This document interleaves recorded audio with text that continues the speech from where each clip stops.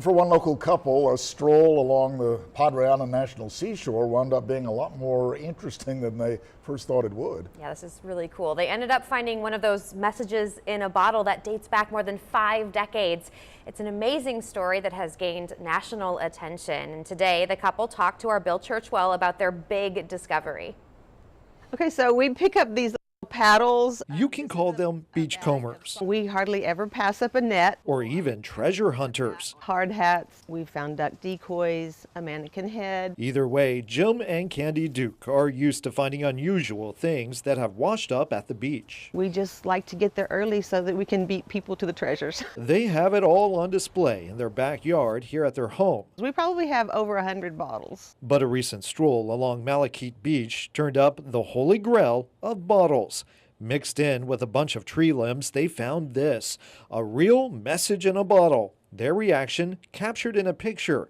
Jim's face says it all. We were real excited, and it said break bottles. The bottle looked pretty old, so they made a Facebook Live video to document the opening process. You know, I think you always romantic want to find that message in a bottle, is it from some guy to a girl or vice versa. They tried to uncork it, which proved to be difficult as the seal actually broke their wine opener, but they kept going. The mystery continues.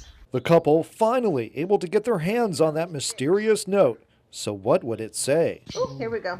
This bottle is one of a series released at known locations in the Gulf of Mexico by scientists from the Galveston Botanical Laboratories. Today you would know the organization as the National Oceanic and Atmospheric Administration, or NOAA. The letter goes on to explain that scientists released the bottles as part of a study to determine the role the current plays in the movement of young shrimp. It said to fill out the postcard and mail it in. So Jim and Candy did just that, and in return, a 50-cent reward will be sent for each completed return. Turns out the bottle was one of about 7,800 bottles that were thrown into the Gulf all the way back in 1962. And while it might not have contained a treasure, they sure do have a story to tell.